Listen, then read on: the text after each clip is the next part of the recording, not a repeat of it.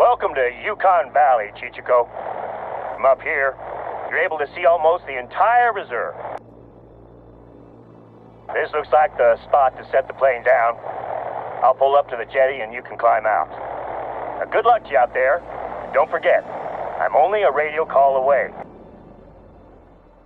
I'm quite certain that you're the part of the puzzle that we've been missing out here. While I deal with paperwork and people, you're going to be my eyes and ears on the ground. We're going to be a strong team. I just know it.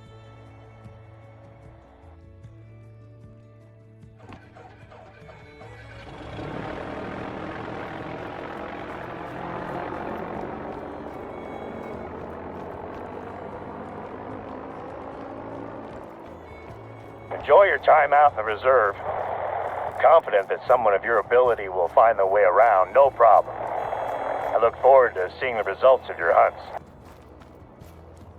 Since you've just arrived, there's a couple of places nearby that I'd like you to visit. You can probably see the lookout tower, just up the hill from where I dropped you off. If you climb to the top, you'll get a great view of the surrounding area. There's also an outpost close to the tower. It's always good to know where you can rest your head after a day's work, right?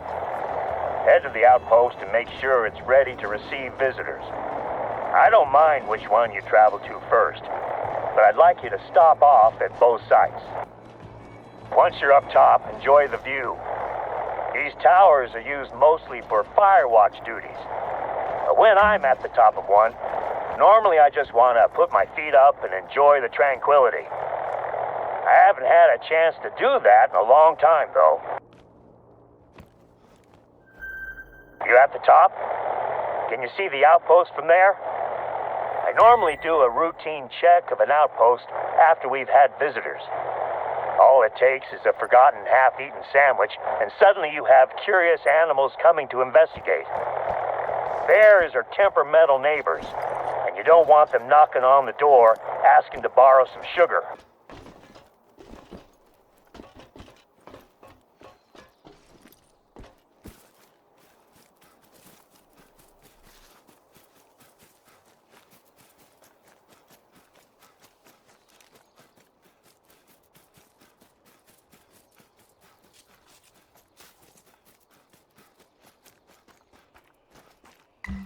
Welcome to Loggers Point. 100 years ago or so, felled trees would be dragged down there. Then teams would strip them down and roll them into the river. Then they'd be bundled up and towed out to the sawmills. The outpost sits on top of the old workers' campsite.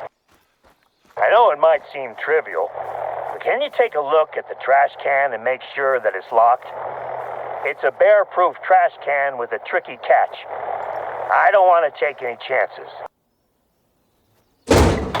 People often struggle to lock these heavy-duty trash cans, but if they leave it just a little bit open, all sorts of trouble could come sniffing around. I think we got lucky this time.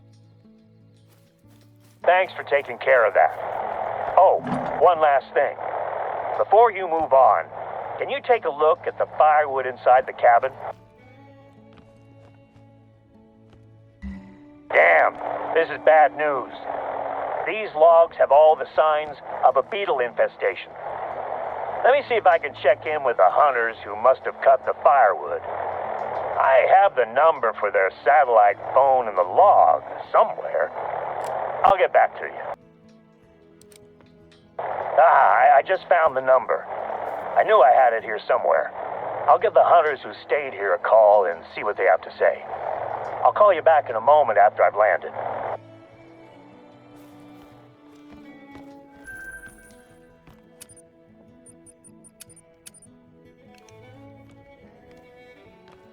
No answers from the hunters yet. I'll keep trying. There's an outpost in the forest to your northwest. If you follow the trail, you'll find it. I have a hunch that... Oh, phone's ringing. I'll call you back when I get some answers from these guys about where they cut the wood. Head to the forest outpost in the meantime. I'll bet that's where they were. I had a chat with the hunters who chopped the logs you found at Loggers Point. Turns out that the cabin had been out of firewood, so they'd gone looking for a fallen tree to carve up. You are now in the same forest they were when they found our beetle-infested tree. Hey, I see you're near the forest outpost. Once you get up there, take a look in the cabin. There should be a backpack with some supplies in it. When you find it, just grab the whole pack.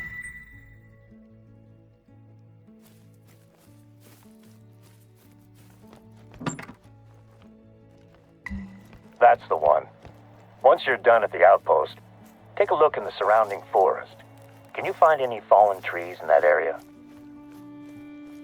The spruce bark beetles are a massive threat to Alaska's spruce forests at the moment. We haven't been hit as badly compared to some other Alaskan state parks, but I think that it may be time for a quarantine. Okay, let's try this one. Okay, so once you find a fallen tree, I want you to take a look at its bark. Does it look healthy?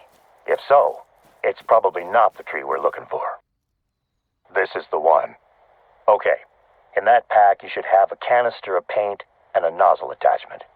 Use them to paint a big pink X on the tree. And let's take a look around to make sure the beetles haven't started to spread. If you see a spruce in the immediate vicinity of the fallen tree, mark it.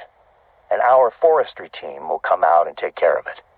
If it's untouched, they can just spray it with pesticides to protect it. If it's already infested, then they'll cut it down and haul it away for burning. Great job. I hope we don't need to cut these trees down, but it's a small price to pay to contain the beetles. There we go. Another tree marked. This reminds me of my summer breaks when I was a kid, helping out my dad at work. He was a tree surgeon down in Washington State. I used to resent him for making me go out there and work while my friends played back home. Eventually, those trips also included hunting lessons, and that made them my favorite parts of the summer. That should do. I'll get in touch with the foresters. They can investigate the area and cut down what they need to. I'll make sure that they also pick up the firewood at Loggers Point. Don't want to take any chances. Thanks for taking care of this. It's becoming a full-on phobia of mine that these beetles are going to destroy the forest here. We sprayed pesticides across the western edge of the forest as a preventative measure earlier this month. But any new chemicals in the air, soil, or water make me uneasy. You're going to be grabbing some samples out there, so one of our research teams can test the pesticides to make sure they aren't having any effect on the ecology. This was actually my wife Sandy's idea. She runs the Yukon Valley Nature Center, so she's working closely with a visiting research team.